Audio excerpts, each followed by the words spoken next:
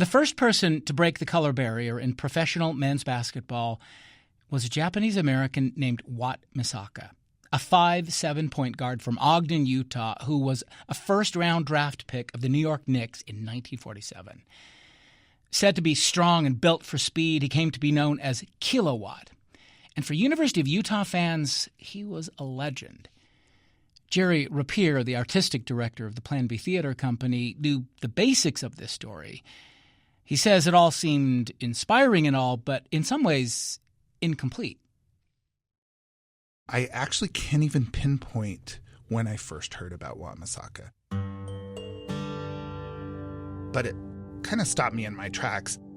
As a Japanese-American man living in a place where there aren't very many Japanese-Americans, this person who should be vaunted in so many ways, in a different timeline, we would be going to the Misaka instead of the Huntsman to watch men's basketball, maybe. And I was trying to figure out why I didn't know more about him. When I asked other people about him, nobody seemed to know who he was, or what they knew is he had played basketball at the U. So it was the intersection between my theatrically inquisitive self and me being a Japanese person, wondering what the story really was.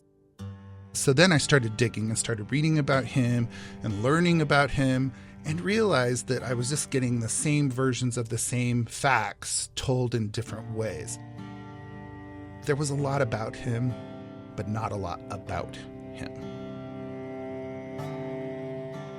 Wat's parents immigrated to the U.S. He was born in Ogden. He played all kinds of sports growing up. He played for Weber State College, led them to a junior college championship. He played for the University of Utah, led them to their only 2 national championships, one with the NCAA and one with the NIT. And he was the first person of color to play professional basketball in what is now known as the NBA. So this sounds like the kind of thing everybody would know, right? But that's really all they know. In between those 2 national championships, he served in the Army as a Japanese American in a war with the Japanese. 120,000 coastal Japanese were incarcerated in camps during the war. One outside of Delta, Topaz, but Wat's family made a fortuitous choice to settle in Utah, which meant their family was spared because they didn't live in a coastal state. So I was kind of stymied because I felt like somehow I needed to will this into life on stage. The tendrils are so complicated, and the deeper you go, the more you realize you don't know. And there's a cultural aspect of gaman where you just accept what comes and you move forward.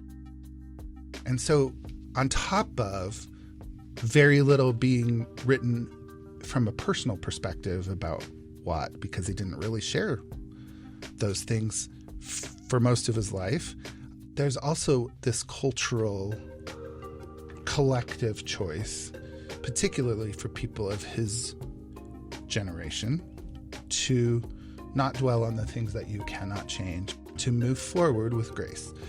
And so that makes it hard to do research, to put it mildly.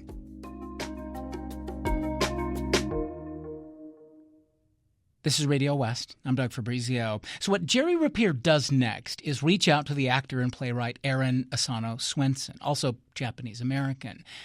And he asked him to see if he can fill in what might be the gaps in Wat Misaka's story. But what do you do if your main character hasn't really said all that much about the gaps, his experience with racism in sports or his time in Hiroshima as an American soldier after the war? I mean, he couldn't interview Wat. He died in 2019. So Swenson created a one-man show with a character who goes searching for this other part of the story. As you'll hear, this is where it got personal for Swenson. The character he creates is Swenson himself, sort of. Not the same name, and he's not a playwright. He's a Japanese-American sports podcaster named Kenji Kushida. I am not ashamed to admit it. I've kind of always wanted to, be a podcaster, have a podcast, be involved in a podcast. But more than anything else, I think, since we do have one person, performing this, and there is that question of, how is it that we motivate somebody, talking about the subject, for, especially in an emotionally engaged way, an intellectually engaged way, for 45 minutes without having somebody else on stage and not requiring them to do that high school interpretive thing where, I'm facing this way, I'm so-and-so. And so I figured I needed to come up with a couple of maybe different ways for him to be communicating about this so that we could see a couple of different perspectives depending on whom he was talking to, so that we could have, a podcaster who's presenting the information in a very particular way, in a way that's, supposed to be sort of filtered, edited, sort of more controlled and sort of audience aware. And then also hopefully find some other conversational partners that he could talk about things in a different way with. We should mention then that Ken, the podcaster, who is kind of you, Aaron Swenson, fair enough, occasionally in the play reaches out to his grandmother. I wanted you to say a little bit about those scenes. I don't suppose you ever had these kinds of conversations with your grandmother, but no, I did not. Ken does. No, I didn't, and I certainly wish I had. It seems like there's a tendency for Japanese Americans of a certain generation to there was in my family, and I believe this is the case for a lot of people, a period of time, in their lives that they just don't talk about. Their experiences, while incarcerated, were the kinds of things that we did not talk about openly, and we didn't feel like we could talk about openly, not because of any, sort of like explicit instructions not to, or or any like explicit warning. It was, but somehow we got that sense, and now, as an adult who is, definitely a lot more curious about it and a lot more capable, I think, of, engaging with some of that stuff and maybe asking questions a little more thoughtfully and sensitively than I could have, while my grandparents were alive. The more that I look into it, the more it sort of seems like these experiences weren't talked about, but not because of what I was afraid of, which was, that, if I bring these things up, am I risking sort of re-traumatizing somebody or asking them to, dig into, harmful memories, basically to satisfy, like my own curiosity or, those were my initial fears. But it turns out that, all I had to do was probably just ask. And you didn't. And I didn't. Yeah. And I wish I had. Yeah. Aaron, you've talked about it, that at some point in the process you started to think of the story as if it were a traditional Japanese folk tale. Can we talk about this element, which I love in the play, where you're using these Japanese kind of theatrical elements and devices? Jerry, tell us a little bit about this part of the play, and then we can talk about the actual folk story, the legend itself in a sec. I love the presence of the Kamishibai and the butai in the play. And so Kamishibai is the Japanese paper theater. It's a style of storytelling, and the butai is the device by which that is told. So it's a little wooden box, and you open it up, and the imagery that supports the story you're telling is usually paper inside this box, and you change it like you would change scenery on stage. But it's meant for this intimate gathering on the sidewalk, and it's primarily, it's mostly known as a way to communicate with children, to tell stories to kids. But I love the way that Aaron, it's the third area, the third place in the play that we go. And I love that Aaron has kind of turned it on its head a little bit. It's presented very beautifully, but it plays a little trick on the audience of what kind of story they might see. Or maybe I should say what kind of storytelling they might experience.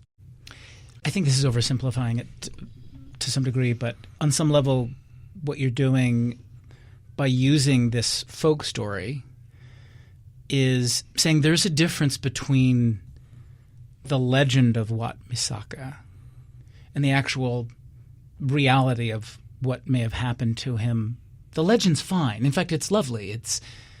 it's how we draw meaning, or it says something about the way we perceive the actual story, but it may also leave out some painful things or some difficult things.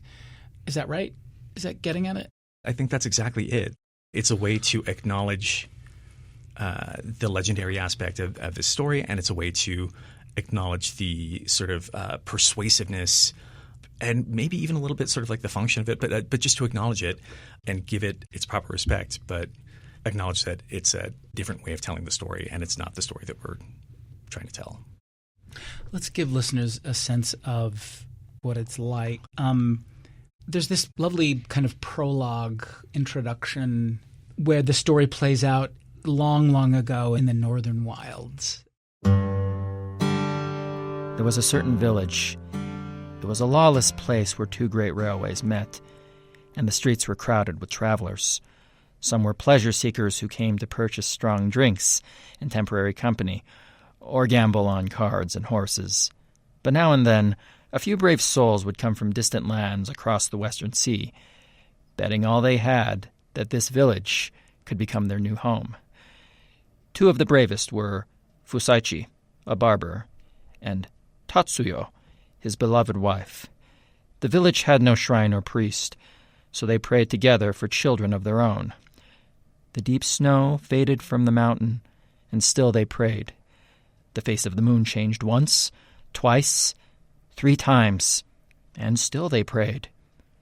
One stormy night, when lightning tethered sky to earth, and thunder filled the space between, Tatsuyo could not sleep. Her heart was troubled, and her thoughts were tangled with myths and dreams, and so she prayed alone to the spirits of this new world, whose name she did not know. As her prayer ended, so did the storm. In the silence that followed, Tatsuyo was certain of 2 things. Their child would be a boy, and the name they chose for him would be his legacy. Months passed, the days shrank, the nights grew, and so did Tatsuyo's belly. So Aaron landed on a title for the play before a word had been committed to the page, and the title, Kilo-Wat, that was one of Wat Misaka's nicknames as a basketball player. So underneath everything from the first moment was this idea of how lightning would play into the story. So since we did, sort of have to land on a name, fairly early in the process, that led to a lot of sort of unpacking of the name itself, and the fact that, you have someone whose birth name is, Wataru, but who is known as Wat by the vast majority of people in his life for the vast majority of his life, and the idea of sort of nicknames and sort of the process of renaming, especially when it comes to the immigrant experience and what that does, or what that could mean or imply, or it just seemed like some pretty rich ground to kind of plow around in, and he didn't go by Wataru, and I'm pretty sure that he was 100% fine with that. I don't think he ever resented not using his birth name. But yeah, that ultimately this notion of lightning and of electricity led to and reinforced this idea of connection in every possible way. That really seemed to be the sort of foundational principle of his life and his journey and his story. That everything happened because of these extraordinary moments of connection, or these extraordinary connections that were built over time, and that. And lightning, electricity, seemed like the right way to communicate that. So there's the legend that we hear about Wat's life, and then there's the reality. Grows up in Ogden, dirt poor. Dad has a barbershop. Yep. You mentioned in the play, Ken talks about that the place had become this kind of social hub for the Japanese American community there. What do we know about Wat Misaka's life in Ogden? I actually, a fair bit, Yeah. and the question, tends to be sort of, sort of like how specifically accurate, all of the information is, also how accurate does it need to be? Do we need to know exact enrollment dates? Do we need to know, things like that? But we do have a pretty good sense that, that he was attending public schools, but then also, at the same time, up until I believe middle school, attending sort of a Japanese school as well, where, he was, learning conversational Japanese. We know that, growing up on 25th Street, this allegedly wild street in Ogden actually ended up kind of being to his benefit and to his family's benefit, that it was a sort of an oasis from, the prejudice and that they encountered in other parts of Ogden. We know a fair bit about, his sporting life, and the opportunities that he had there, able to play sports year round. There was a Japanese baseball league that he was able to participate in. He was good at sports. This dude was a great athlete. He was good at everything he tried. I was going to say everything. Yeah. What was the gift? Because before his mom said, "You're not playing football anymore," because he got crushed, basically. He's good at everything, and he selects basketball. But let me just illustrate this. He's 5'7". He gets to what is now the National Basketball Association. He's in the NBA. We'll talk about that in a second. But what's his gift? What's he good at? Well, it's his speed, really, truly. Yeah. Like it was a gift that everybody recognized that spoke to his athletic acumen, and not just physical speed too, but his quickness, just in terms of his intellect on the field, like his ability to be a leader on the field, to make smart decisions, and to always be able to communicate them and inspire other people to go with him. It was the physical speed, mental speed, and he was also an incredibly charismatic, very likable person. That's Aaron Asano Swenson. He wrote the play Kilo-Wat. We also have with us Jerry Rapier. He's the artistic director for Plan B Theater Company. He directs the show. You also heard from the actor Bryan Kido. Kilo-Wat opens tomorrow. It runs through the 16th. We'll take a break. Come back in a moment. You're listening to Radio West.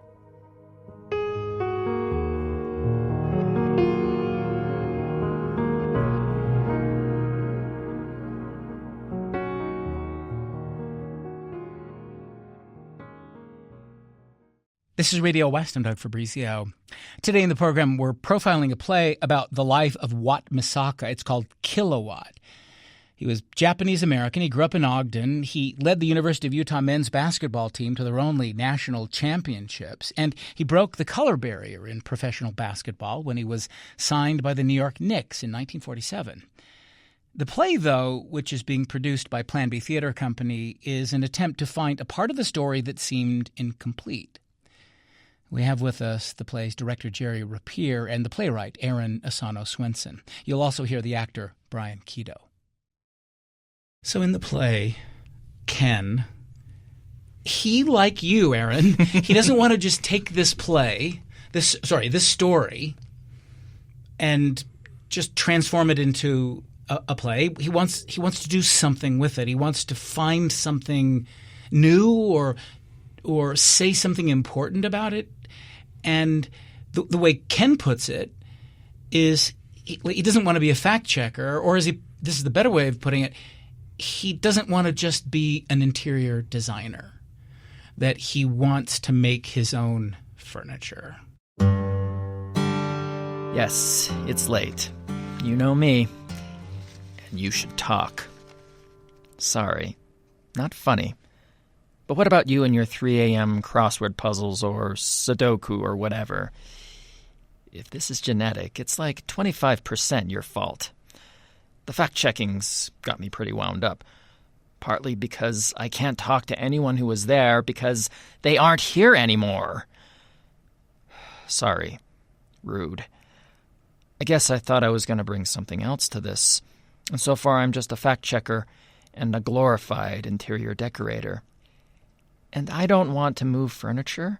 I want to make my own furniture, or at least find it in a barn like they do on that one show. You know, the one. It's on at 3 a.m. Would all of this be easier if I loved basketball?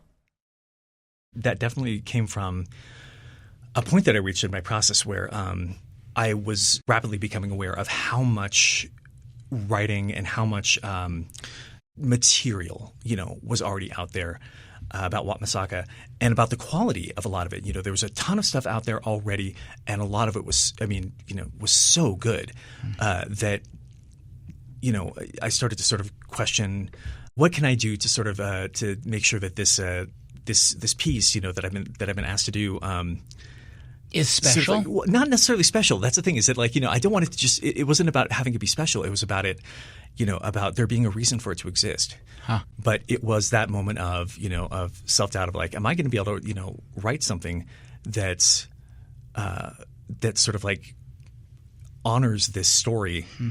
If it all just feels like it's been pulled from these sources that have already been published, and that because I was getting the sense that you have the really excellent stuff that's written about him, and then you have a lot of other stuff that's been written about him that's that's still quite good, but that has clearly sourced from the same sort of limited pool of really extraordinary stuff, and it just felt like there was an opportunity to do something that brought something more to the table. But you didn't expect that you were going to uncover. I don't want to overstate that, but you kind of do. You have this revelation of this experience, and this gets us to Wat Misaka's time in the Army.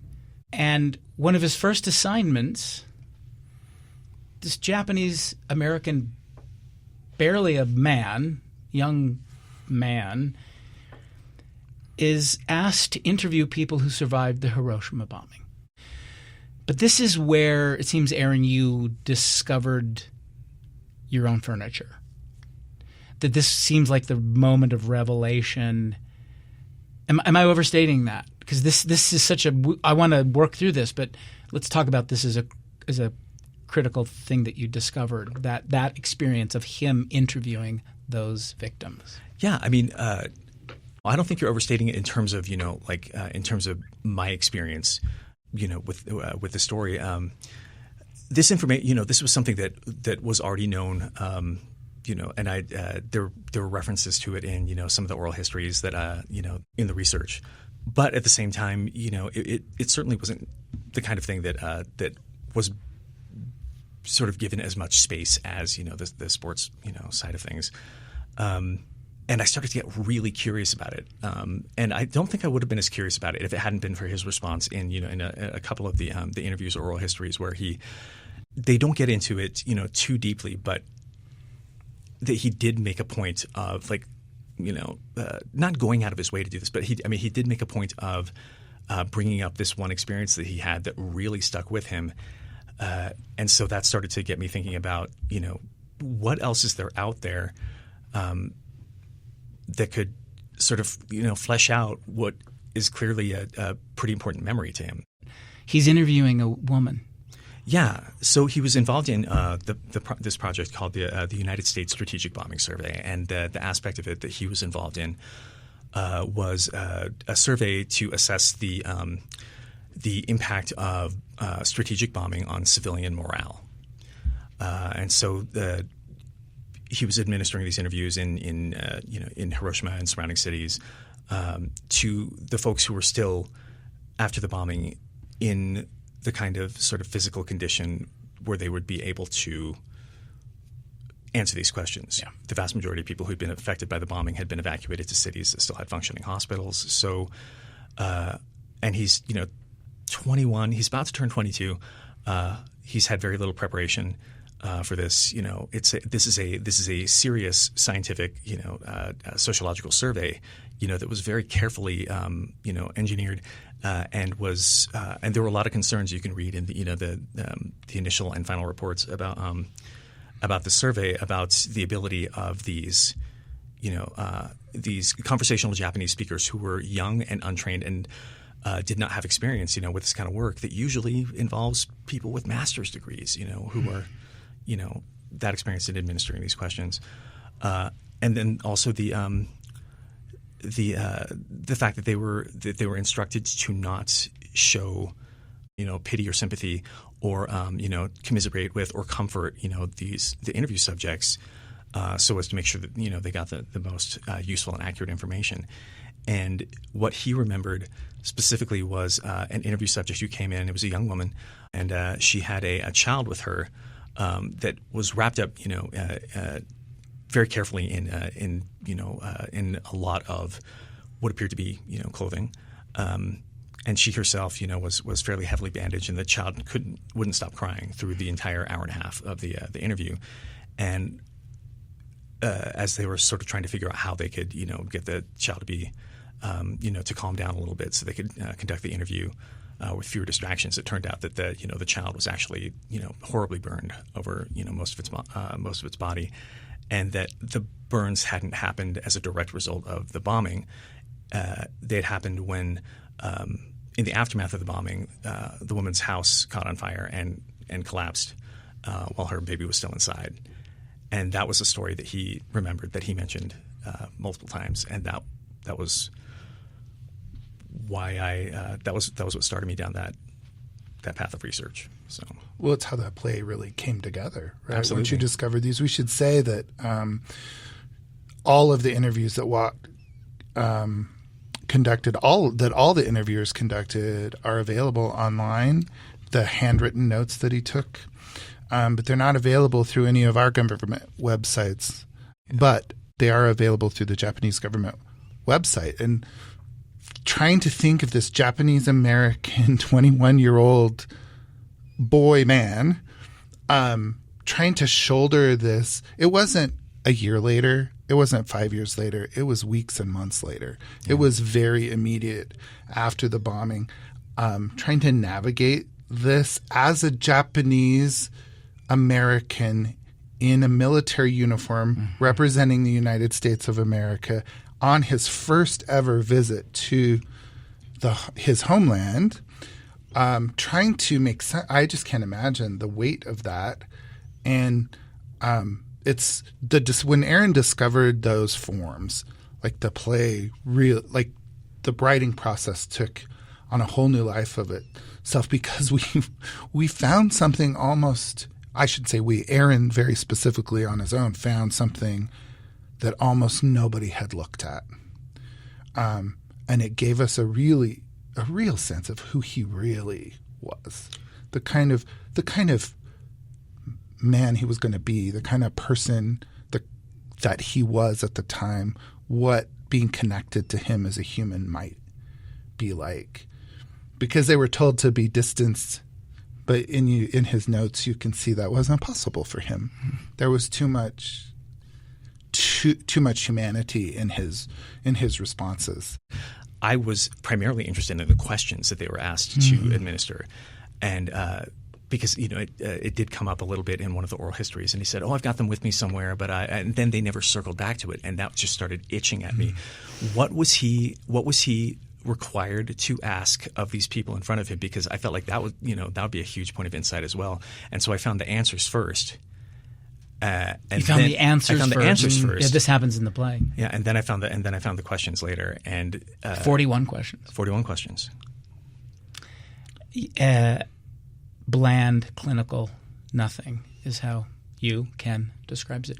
With all due respect to the social sciences and sort of what they would have needed to be, it almost comes across like an exit survey or like a consumer survey for a new product that had been released onto the market without much notice. Question 1. How are things going with you now? Question 2. Are you better or worse off now than you were during the war? Question 17. When did you first feel certain that Japan could not triumph? Question 18. Did you ever reach a point where you felt you could not go on? What kind of bombing is worse, day or night? What kind of bomb is worse, incendiary or explosive? As the raids continued, did you get used to them, or were you more and more afraid? Question 34. What did you think about the atomic bomb? Well, that gets us to, I think, the most difficult part of the story for me to understand, and that is, why did he keep the full story of his life so close to him? That's one thing. And part of it is, I'm sure, as Jerry, you've already suggested, I'm guessing, Aaron, you think so too, which is like, it was just sort of a cultural thing, like for his generation, maybe for just who he was. You didn't talk a lot about those sorts of things. You kept that to yourself. The other part of it is also that he didn't have the sense of – maybe he didn't have the reaction that you thought he might have. Because it seems like there was a genuine struggle there. There was that human element. But he's not talking in the way some of us might think he might be. He doesn't talk like he's outraged. He doesn't talk like he's traumatized, I don't think. You know what I mean? Like, so this is the part that I think is so interesting. And I wonder if you worked through that yourself and worried, even Aaron Swenson, that you might have created your own legend about Wat in that sense. Well, I would say, I mean, for one thing, I don't think I think it's unavoidable. Anytime that you're, engaging with a story that, with these kinds of, sort of like stakes and scope, and with the kind of investment in it, that a lot of people currently have, and that you hope that a lot of people will have, I think it's unavoidable to sort of create a new, legend to one extent or another. I think just the distinction would hopefully be that that the story is not intended to be something that stands alone. That this would provide an opportunity and hopefully inspiration and for folks to, go out and learn more. That this would spark an interest. The rest of his life, from leaving professional basketball to the very end, was so full for him of things that he was passionate about, that he stayed, intimately involved in, and that honestly, from his point of view, by comparison to everything else, the argument could be made that it truly was not that big a deal to him compared to everything else. Not to mention the fact that, and this was something that I had to be constantly aware of as I was looking at research and looking for quotes from people at that time, was that I'm at the wrong end of a 7-decade-long telescope, right? And we're looking back through things through lenses and filters that just didn't exist at the time, and as the fact that professional basketball was in its infancy, the fact that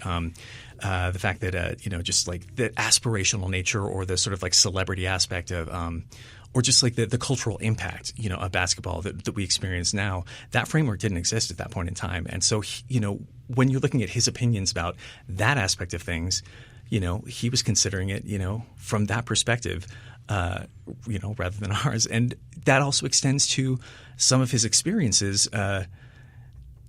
where he definitely was treated differently from his teammates as a Japanese American.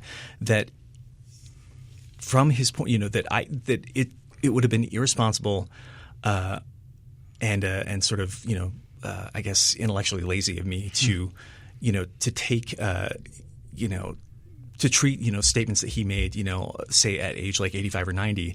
About his experience, and also try to, connect those to, statements that he made about his experience when he was, in his early 20s, because those statements are very different. What he said about, how sort of like terrifying and unpleasant his experience was, the account varies. It's such a stark difference between what he had to say about it, later in life, and that there has to be some degree of understanding of, that there was, that the context for him was so different, and that in the intervening years he's had, he's carried, these experiences with him in whatever way he needed to, and that if his perspective now has changed, I can't ascribe, motives to that, because I wasn't the one, who lived them, and that it's something to, you take note of it, and you just have to remember. I think I mentioned this before. This notion that the presence of healing doesn't eliminate the fact of harm.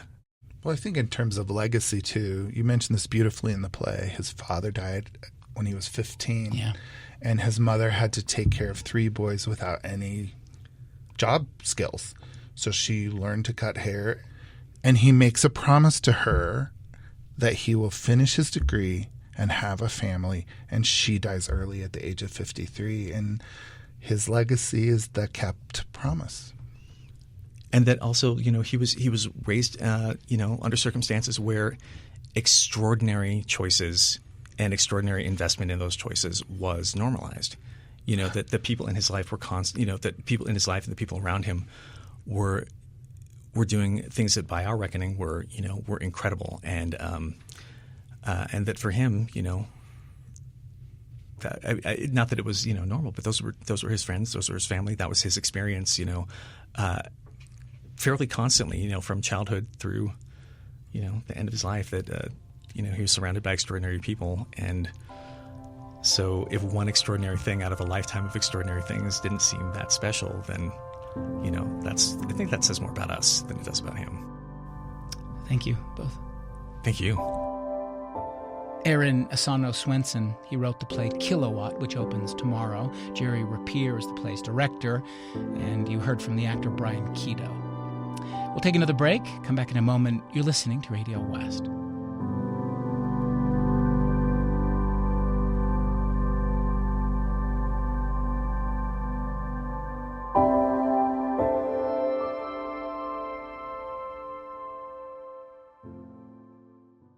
This is Radio West. I'm Doug Fabrizio. Today in the program, we're talking about a play based on the story of Wat Misaka. As you've already heard, the playwright Aaron Asano Swenson is exploring a part of his life that's difficult to recreate because, for some reason, maybe it's cultural or generational, Wat didn't say all that much about the racism he may have experienced or the conflicts he felt serving as a U.S. soldier in Hiroshima after the war. And maybe that reticence is just who he is, or maybe he didn't feel as strongly about all of that as others think he would have or should have. By the time these high-profile moments had played out in the life of Wat Misaka, he wasn't even 30 yet. He settled in Bountiful, Utah, played golf, bowled in a league. And when you talk to his kids, Hank and Nancy, as we did recently, they didn't know much about that early part of his life either. Probably didn't realize the extent of his basketball activities. We had season tickets to the games. I remember going to the games. I think probably in elementary school, I had some idea. I was remembering he had a good friend who worked at Wolf Sporting Goods down on State Street, and we would go there. And I remember there was a man who would always come up and talk to him about and give him this play-by-play of some game. And so I think from that, it was like I knew that he had played on the university team. But you didn't learn it from him necessarily.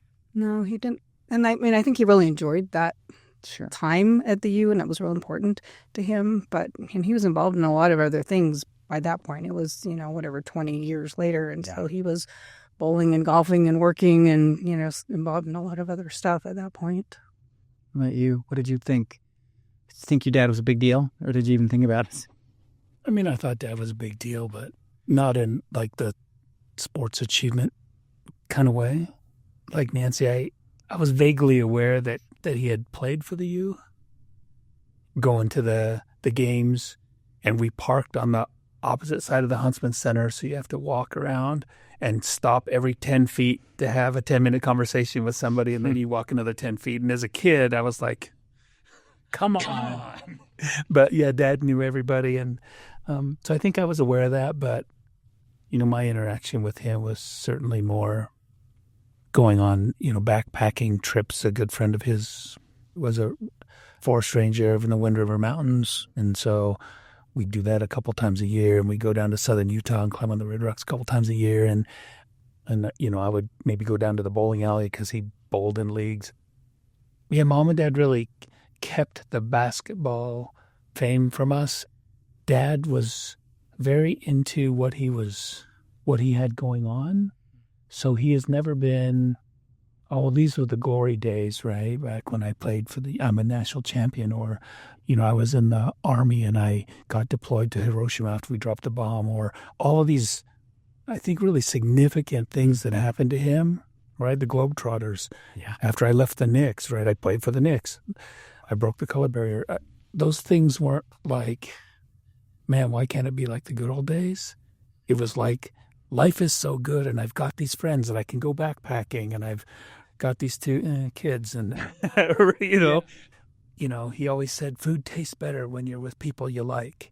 And he always was with people he liked, and food was a big deal. And So he was, it wasn't that he was, well, I don't know what it was, but maybe it wasn't that he was trying to not hide his past, but not say much about it because he wanted to live in the moment. Did that have something to do with it, do you think? And I don't even know that it was a conscious, I just want to be present or I want to live for today. It was sort of how he was. He had all these experiences, and I think he cherished those experiences, but he wasn't someone that lived his life in the past. Yeah. I think there's another aspect to that, which is I think he was raised with very traditional Japanese values. There's this Japanese cultural dichotomy, right, between humility and pride, or maybe honor is a better word for it, right? So you work really hard to excel and you don't bring dishonor to your family, right? You do your best. On the other hand, you're always humble, right? You never call attention to yourself. And I think mom and dad were pretty much the epitome of this. I mean, they certainly lived that their whole life, right? And instilled that in us. And so I don't think he was self-effacing because he thought he wasn't very good. Yeah. I think he was that way because he thought that was what was honorable and right. Neither of you have seen the play yet. By the time people will hear this, it hasn't opened, and you haven't read it yet. Why?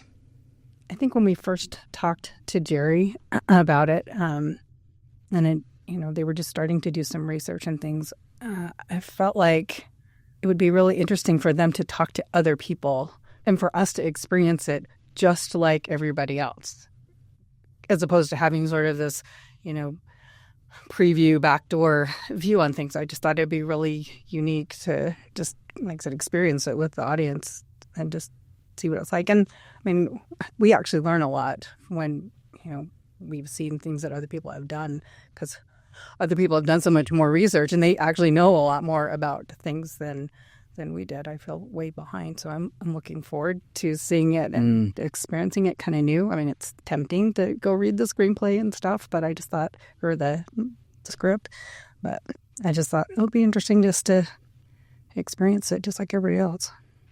Years ago, Nancy taught me this lesson about being a manager. There's this temptation to try to make things 5% better. So somebody brings you something, you're like, oh, that's fantastic, but you know what would be better is if you did this.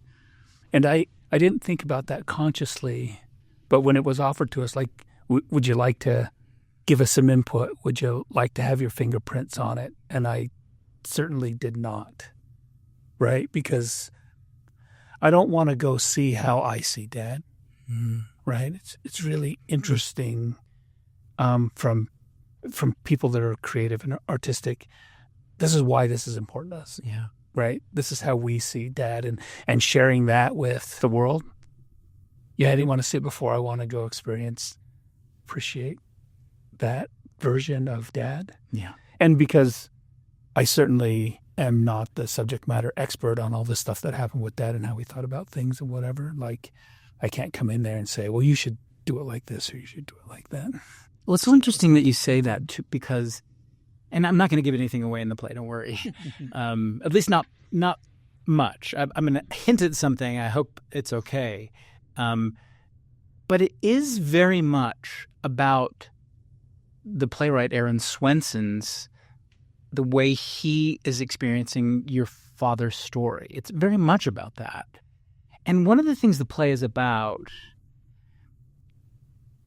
that I wanted to get you to maybe respond to, again, without giving too much away, and I don't think this is, but that there's one of the things it's about is that there is something incomplete in the way the story of your father has been told. That because he has been so reluctant, or because there's this Japanese cultural value that has kept him from saying too much or living in the past, that there might have been something really emotional, maybe traumatic, that exists in that story, and that he never said something about publicly. Like, it's a question. That's all I'll say about that. But what do you make of that? The idea that people talk all the time about Wat Misaka and the way he played basketball, and then his experience. They touch on his experience in the military, but there was something that's not being said there. And so that's all I'll sort of say about that. But what do you make about that idea that maybe there's something in the larger story that people haven't quite been able to get at yet? Do you want to respond to that? Well, I guess I was thinking about a comment that you had made about, and Mom had commented too, that he was pretty guileless, right? He was not one with an agenda, or, I mean, he just kind of lived, it's kind of what you see is what you get. And so when people asked him questions about prejudice or racism or, those kinds of things, he didn't say much about it because I think you can express that probably better than I can, but my sense was that he didn't just put that aside as, well, I'm supposed to and I shouldn't talk about that, and, that's not my image to do that. It was kind of like, he really, I mean, he said what he thought about. What you see is what you get. Mm-hmm. Very much. I don't know. Yeah, I think the classic example of that is his teammates remember playing in a game away, and the fans were shouting things. Fans were shouting like racist things. Yeah, okay. And to that, Dad's response was, "Oh, I didn't hear the racial things. I just kind of figured they were raucous fans just like our fans were, and they were shouting to encourage their team just like our fans were. So I didn't hear that stuff. That was a distraction." But his teammates remember him going down the court, making a pass and running out of bounds, on the baseline under the basket. And they all turn around and they head back up the court for defense. And he wasn't there because the fans had grabbed him. And Dad said, like, I don't really remember that happening. Right? And so some of those... You believe him when he says that? I believe that he believes that, yes. Yeah, absolutely. Yeah. One of the things Jerry Rapier told us was that he mentioned that, these things that everyone talks about are, the military experience, obviously the NBA, the getting the NIT championship and the NCAA championship at the University of Utah, all of that stuff. That ended when he was in his 20s, and he nearly lived to be 100 years old. The vast, vast majority of his life played out after all of those so-called glory days. It seems like he was aware of that. He's like, okay, that happened, but I don't know. What do you guys make of that? Yeah, well, he would say that. He's like, I don't know why people want to talk about this. That was a long time ago. Yeah. And I think at the time, right, when he was playing for the Knicks, the league was just starting. Yeah. Right, professional sports, basketball was not anything like it is today. And so I think it's only in light of what the NBA has become, right, that there's this added significance to, what happened with him, right, in 1947 with the Knicks. So, because to him it wasn't that big of a thing, right, as playing for the U was. So. Yeah, I think, like, if we were to ask Dad about his enjoyment of his life, I think in aggregate those years after, even though he didn't have a national championship trophy or he didn't have a documentary written about him being the president of the Japanese American National Bowling Association, but being able to do those things with his friends and do things with his family and go to southern Utah and go hike in the Wind Rivers and catch fish, those things, that was a very rich and fulfilling life for him, right? So I can see why someone like Dad wouldn't live in the past. Thank you both. Thank you. That's Wat Misaka's kids, Hank Misaka and Nancy Umemura. The play Kilo-Wat by Plan B Theater Company opens tomorrow. Radio West is a production of KUER. You can subscribe to the show wherever you get your podcasts. We're on YouTube at KUER 90.1. We're on Instagram at Radio West. And as always, you can email us at radiowest@kuer.org. Our intern is Katrina Cano. The program produced by Benjamin Bombard and Tim Slover. Carrie Watson is our executive producer. I'm Doug Fabrizio.